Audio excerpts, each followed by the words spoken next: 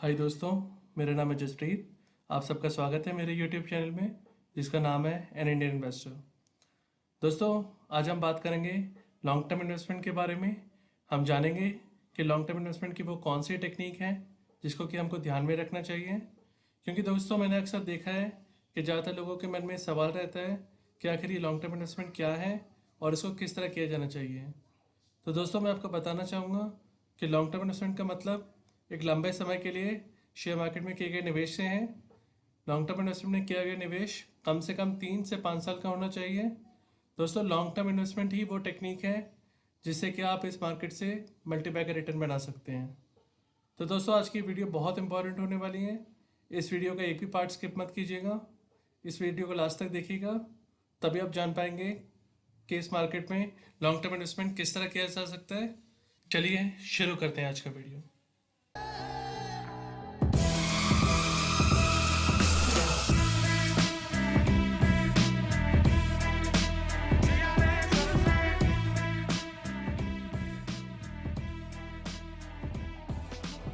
दोस्तों, इसमें सबसे पहली टेक्निक ये आती है कि व्हाट टू बाय, जिसका मतलब यह है कि हमें क्या खरीदना है। क्योंकि दोस्तों, ये एक तरह से पूरी स्ट्रेटेजी का बेस है और हमने अगर यहाँ गलती कर दी तो हमारे लॉन्ग टर्म इन्वेस्टमेंट करने का कोई फ़ायदा नहीं होगा। आप सालों साल वेट करोगे बट आपको कभी भी रिटर्न नहीं मिलेगा। तो हमको ऐसे शेयर्स में इन्वेस्ट करना है जिसका बिजनेस अगले 10 साल तक सर्वाइव करने वाला हो, एंड मोस्ट इम्पॉर्टेंट, जो बिजनेस हमको समझ आता हो। दोस्तों, इसमें दूसरा पॉइंट आ जाता है कि हमको एक सेक्टर के क्वालिटी स्टॉक में ही इन्वेस्ट करना है जो कि उस सेक्टर का लीडर हो, या फिर उसने एटलीस्ट 5 सालों में अपने इन्वेस्टर्स को कंसिस्टेंट रिटर्न्स बना के दिए हों। दोस्तों, आपको ये भी देखना होगा कि उस कंपनी के मैनेजमेंट को एक्सपीरियंस होना चाहिए उस बिज़नेस को चलाने का। क्योंकि जिसका एक्सपीरियंस नहीं, वो अपने बिजनेस को ग्रो नहीं कर पाएगा और वो हमारे रिटर्न्स नहीं बनवा पाएगा। तो यहाँ पर हमेशा याद रखिएगा कि आपको एक क्वालिटी स्टॉक में इन्वेस्ट करना है, एंड क्वालिटी से बिल्कुल भी कॉम्प्रोमाइज़ नहीं करना है। इसको हम एक एग्जांपल की मदद से भी समझ सकते हैं। जैसे कि एक बैंकिंग सेक्टर में एक क्वालिटी स्टॉक है जिसका नाम है HDFC बैंक, जो कि अपने इन्वेस्टर्स को कंसिस्टेंट रिटर्न बना के देता है। इसमें अपने इन्वेस्टर को मल्टीप्लिकेटर रिटर्न्स भी बना के दिए हैं क्योंकि इसके मैनेजमेंट को एक्सपीरियंस है अपने बिजनेस को ग्रो करने का। बट अगर दूसरी तरफ अगर हम बात करें PNB बैंक की, तो ये कंसिस्टेंट परफॉर्मेंस नहीं रहा है। इसने अपने इन्वेस्टर्स को कभी भी रिटर्न नहीं बना के दिया है।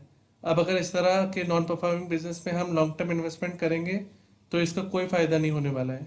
मैं आने वाली वीडियोस में आपको बताऊंगा कि आपको क्वालिटी स्टॉक्स को किस तरह आइडेंटिफाई करना है। दोस्तों, अब हम बात कर रहे थे अपने दूसरे नियम की। अभी तक आपने क्वालिटी कंपनी को आइडेंटिफाई करके उसमें इन्वेस्ट करने का डिसीजन लिया है, बट अब बात यहाँ पर यह आती है कि आपको उस कंपनी में कब इन्वेस्ट करना है। क्या वो सही समय है उस कंपनी में इन्वेस्ट करने का, या फिर आपको एक पर्टिकुलर टाइम फ्रेम में ही इन्वेस्ट करना है। इसमें दोस्तों, पहला पॉइंट ये आता है कि आपको क्वालिटी स्टॉक में तभी इन्वेस्ट करना है जब वो अपनी फेयर वैल्यू पे चल रहे हों, जिसको कि हम इंट्रिंसिक वैल्यू भी बोलते हैं। दोस्तों, इंट्रिंसिक वैल्यू को आप इस तरह समझिए जैसे कि इंट्रिंसिक वैल्यू एक स्टॉक का सही दाम है।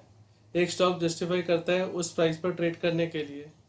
इसमें दूसरा पॉइंट आ जाता है कि आप कभी भी स्टॉक को अपने इंट्रिंसिक वैल्यू के ऊपर ना खरीदें, क्योंकि एक बार अगर आप ऊपर के रेटों में फंस गए तो आपको बहुत वेट करना पड़ेगा अपना प्राइस आने के लिए। दोस्तों, आपने देखा होगा कि मोस्टली क्वालिटी स्टॉक अपने इंट्रिंसिक वैल्यू के ऊपर ही चल रहे होते हैं। जब भी मार्केट में करेक्शन या फिर क्रैश आता है तो ऐसे स्टॉक अपनी फेयर वैल्यू पर ट्रेड कर रहे होते हैं, तो वो सही टाइम होता है ऐसे स्टॉक्स को बाय करने का। दोस्तों, अब हम बात कर लेते हैं लॉन्ग टर्म इन्वेस्टमेंट की एक और इम्पॉर्टेंट टेक्निक की, जिसका नाम है इन्वेस्ट इन SIP मोड। दोस्तों, आपको कभी भी इस मार्केट में लमसम इन्वेस्ट नहीं करना है, क्योंकि ज़्यादातर देखा गया है कि आप जब भी एक स्टॉक में इन्वेस्ट करते हैं तो उसके बाद स्टॉक का प्राइस नीचे आ जाता है, एंड जब उस स्टॉक को बाय करने का सही टाइम आता है तो आपको उसको बाय करने के लिए फंड्स अवेलेबल नहीं होते हैं। दोस्तों, इस प्रॉब्लम को सॉल्व करने के लिए आपको हमेशा SIP मोड में ही इन्वेस्ट करना है, क्योंकि आप कभी भी इस मार्केट में ये आइडेंटिफाई नहीं कर पाएंगे कि क्या एक क्वालिटी स्टॉक और गिरेगा या फिर इसमें गिरावट का दौर ख़त्म हो चुका है। दोस्तों, SIP मोड में ही इन्वेस्ट करने से आप स्टॉक को मल्टीपल रेट्स पर एक्यूमुलेट कर पाएंगे, एंड आपको प्राइस एवरेजिंग का भी फ़ायदा मिलेगा। दोस्तों, अब हम बात कर लेते हैं एक और टेक्निक की, जिसका नाम है डाइवर्सिफाई योर इन्वेस्टमेंट्स। दोस्तों, इसमें सबसे पहला पॉइंट आता है कि never put all your eggs in one basket, जिसका मतलब यह है कि आपको अपने सारे इन्वेस्टमेंट एक ही सेगमेंट में नहीं करने हैं। आपको हमेशा ये याद रखना है कि आपको कभी भी एक सेक्टर के सारे क्वालिटी स्टॉक्स में इन्वेस्ट नहीं करना है, क्योंकि अगर वो सेक्टर नहीं चलेगा तो उसके क्वालिटी स्टॉक्स भी नहीं चलेंगे। तो इस प्रॉब्लम को दूर करने के लिए आपको हर सेक्टर के क्वालिटी स्टॉक्स में ही इन्वेस्ट करना है। अगर आप सही सेक्टर के क्वालिटी स्टॉक्स में इन्वेस्ट करेंगे तो आपकी इन्वेस्टमेंट रेगुलर ग्रो होती है और आप फियर ऑफ मिसिंग आउट का शिकार भी नहीं होते हैं। दोस्तों, अब हम बात कर लेते हैं लॉन्ग टर्म इन्वेस्टमेंट स्ट्रेटजी की, उस टेक्निक की जो कि बहुत पेनफुल और बोरिंग होती है। जी हाँ दोस्तों, इसका नाम है पेशेंस। दोस्तों, अभी तक आपने सारे पैरामीटर चेक करके एक अच्छे स्टॉक में इन्वेस्ट किया है, बट अब आपको पेशेंस रखना होगा उस स्टॉक में रिटर्न्स बनाने के लिए। क्योंकि दोस्तों, मार्केट में हर एक कंपनी साल में 4 बार रिजल्ट डिक्लेयर करती है, जिनके बेसिस पे कंपनी के शेयर प्राइसेस इंक्रीज होते हैं, अगर उनके रिजल्ट्स अच्छे रहते हैं तो। दोस्तों, यहाँ डेली इनकम का कोई तरीका नहीं है।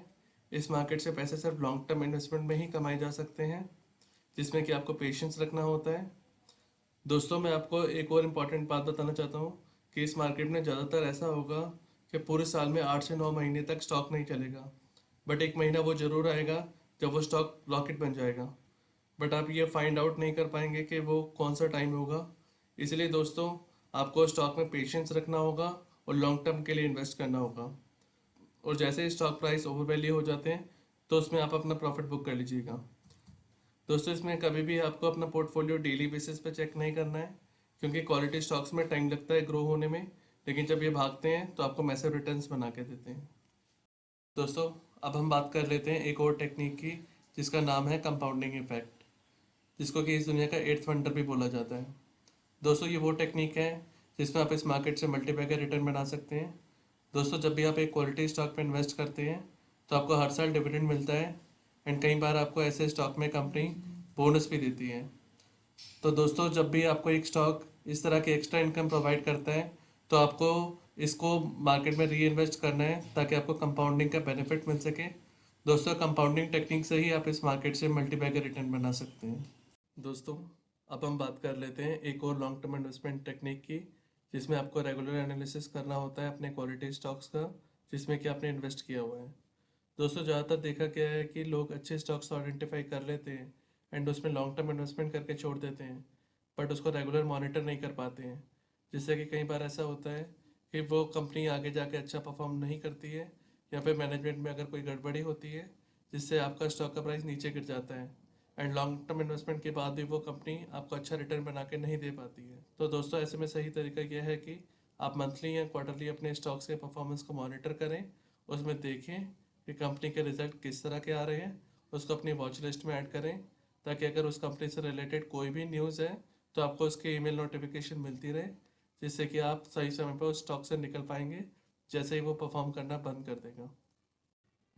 दोस्तों, अब हम बात कर लेते हैं एक और टेक्निक की, जिसका नाम है अवॉइड पैनिक सेलिंग। दोस्तों, कई बार देखा गया है कि जब भी मार्केट में करेक्शन या क्रैश आता है तो लोग पैनिक में आ जाते हैं और अपने अच्छे स्टॉक्स बेच के मार्केट से निकल जाते हैं, जबकि वो करेक्शन टेम्पररी होता है, एंड उस करेक्शन के बाद वो क्वालिटी स्टॉक दोबारा से ऊपर की तरफ चलना स्टार्ट कर देते हैं।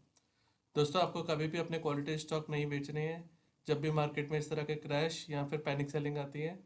आपको अपने स्टॉक तब तक नहीं बेचने हैं जब तक वो कंपनी अच्छा परफॉर्म कर रही है एंड हर क्वार्टर में अच्छे रिजल्ट पोस्ट कर रही है।